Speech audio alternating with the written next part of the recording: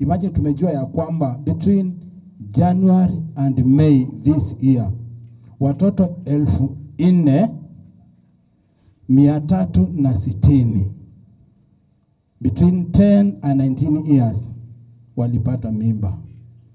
10 and 19 years. Na hiyo is from January to May only. Saa hii tuko November. Naomba tusipewe hiyo report saa hii, because now we will be more discouraged. Now probably the worst will come during this festive season. Na the report ilikuwa inasema ya kwamba among those 277, it is between 10 and 14 years. 277 hao ni miaka 10 na 14. Na the most disappointing thing, ukifuatilia hao watoto wote, ninajua wale ambao wanataka hiyo nzuri watasema ya kwamba those who are responsible ni watoto wenzao.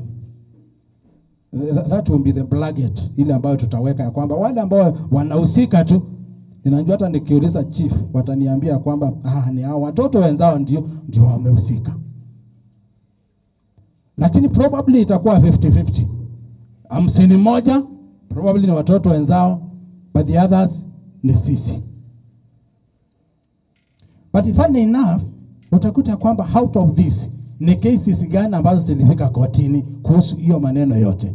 Out of the 4,360 ambao ni ya underage, ni ngapi zilifika kotini? Utakuta they are very minimal. Na hiyo ni kumaanisha ya kwamba shida haiko upande huu. Shida iko wapi? Mahali muko. Nashukuru Mungu wewe ulikuja kama mama, kama baba, kama hangolo wa mtoto fulani. Na ninajua saa hii tungeweza kusema ukweli. Where you are na where you are sitting. Unanjua mtoto ambaye ako na mimba, na unanjua ni wa huyo jamaa wa bodaboda, na huwezi sema. Swali ni kwa nini ulikuja kuhusu mambo ya watoto kama huwezi tusaidia? Hombi langu tu ni moja. Wacha tukue serious na watoto wetu. Kama vile wamekariri, tusimame na wao, tuwasaidie ili wapate haki zao. The most affected areas ni Tigania East, Tigania West na the Igembes. Na funny enough, nilikuwa DO1 Tigania West for the last 5 years. Na hizi cases sijawaipata hata moja. Kumaanisha ya kwamba zimekanyangiwa kule chini, wazazi, local leaders, tumezikanyangia. Naomba tusaidiane, tusaidie watoto wetu. Maana out of this, kuna future ya watoto 4,000 imekuwa affected. Kesho ya watoto 4,360 tayari imekuwa affected.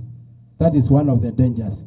Number 2, kama kuna mimba, si inamaanisha ya kwamba kuna ile inaitwa unprotected sex. Kumaanisha ya kwamba probably out of hao wengine wako na magonjwa ya zinaa. Si ni kweli? So ni kumaanisha ya kwamba watoto wetu wako katika hatari za kila aina. Naomba tusaidiane. Na probably from today henceforth, na hata tukianza hiyo araharai, tunaomba tuone reports sikukuja ya kwamba ninajua mtoto so and so amedhulumiwa, report isiendelee kuja. Judiciary has kept as a special interest in matters regarding children. And that's how our blueprint at the moment, which is called STARG, Social Transformation Through Access to Justice, emphasizes on justice for children. Took on a special task force established by the judiciary on matters children, which is headed by my sister Justice Madheka.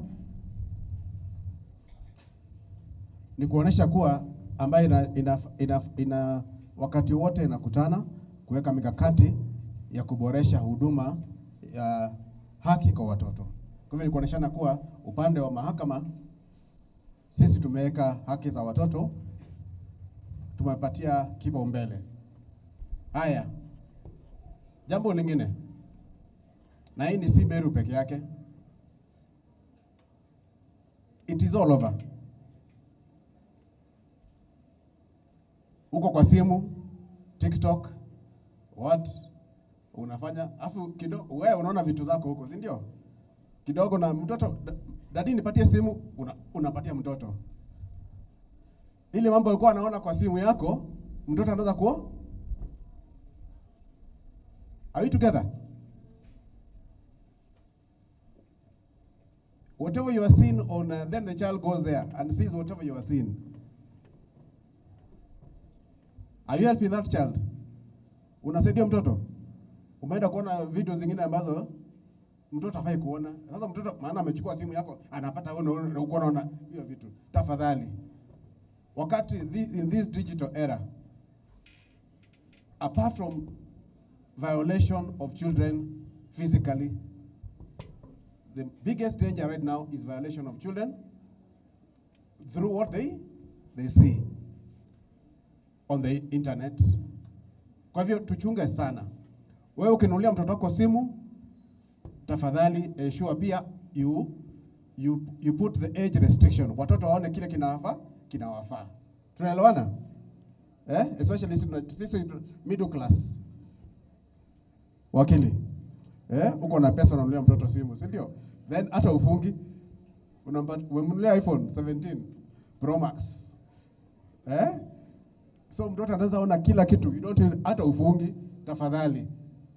Tuchunge sana.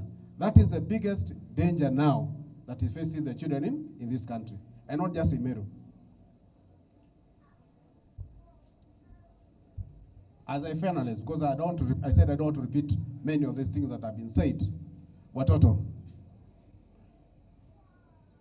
wakati unapata mtu anataka kufanya kitendo ambacho si kizuri kwako, usiogope tunaelewana? Usiogope always speak up. Okay? The probation officer talk about spot it and stop it. Please go to the nearest person, umweleze who you can trust. The funny thing I've seen, wewe mtoto anakuja kukuambia kitu, daddy, mami, nani amenifanya hivi? Kitu waza unapiga mtoto kofi. Mtoto hana makosa. When the child comes to you to say something, amekuja kukuambia nimefanywa kitendo. Please, wewe kama mzazi, kama ndugu, hata ndugu mkubwa, auntie, uncle, hata jirani, please take it upon you. Take it upon you. Okay? To ensure that you follow up and make the necessary report over that. Okay? Sawa. Because as Albert Einstein once said, the evil in this world is not about the people who commit the evil.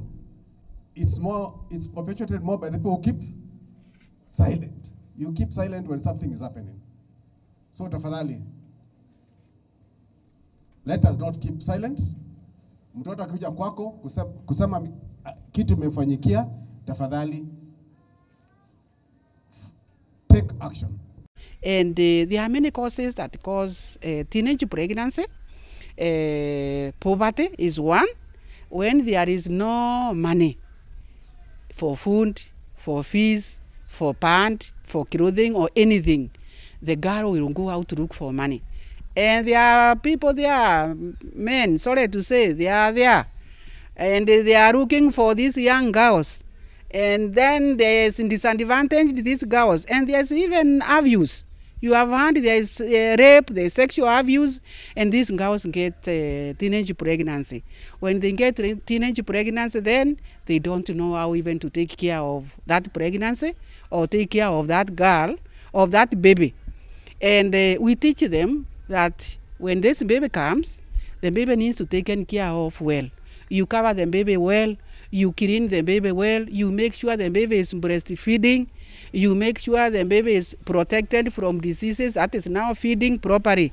We also encourage their mother that because this one is still a child, help this child, show them how to do it. And more so, if it is very possible, please take care of this child and let them go back to school. When this girl goes back to school, then we kind of break that poverty, and then the family will break that cycle of poverty. And we also talk to mothers. Mothers are very influential. So we know when a mother is sure to talk to the girl, this girl will be influenced both by the church, by the community, because the community system, if it is there, we retain good values. We teach them good values. And you tell them your time will come. So hold on. You don't have to rush because of peer pressure. You don't have to rush. And we also talk about the girls going higher. Because, you know, if a girl is taught, if a girl learns, if a girl understands, then that family or the community will also benefit from them. We have also seen it is good to talk to our boys so that the girls don't feel embarrassed. In case you mess up, you see how girls mess, they are after that. Then that is your low self-esteem. When low self-esteem comes in, the girl is very vulnerable. And now we'll look for maybe friends to feel I'm also confident, I'm also strong, and there the teenage pregnancy comes again, which is becoming very common. So we teach those programs because we want our young children, our girls, our homes, and our community to grow with that kind of knowledge. You know, parents don't want to talk about sex. But if we don't talk about it, they will go to explore. And that is where the teenage pregnancy comes in. We talk to them. If in case it happens by mistake, we know at least we send something. In school, I think these days they are talking about it, but we also encourage them. And now the ministry, you see, like the sanitary pad, I understand the government they give, but you know they are never enough. So we chip in. Everybody is to chip in. We all approach it holistically so that that child akienda kama ni nyumbani, msasi is there to help. Akienda in the community, the community leaders are there. In school, the same. In the church, the same. We have programs that address the youth, especially the girls. One of them is ending period poverty. A program that we partner with some friends. They help us to make these reusable pads, and we distribute to some schools, few schools. Now, what has been alarming to us also at this program is to see the numbers of teenage pregnancies in our county. That is in the three sub, mostly even our area, that is Igembe South, North and Central, and some in Tigania, West and the East. The numbers are above the national average, which is, and we have been wondering what is causing these numbers. But we assume that most of these numbers are due to poverty. Most of these families have faced a lot of poverty in their homes. And sometimes these children go to school even without pocket money. The parents just tell them, just go to school, I have no money to give.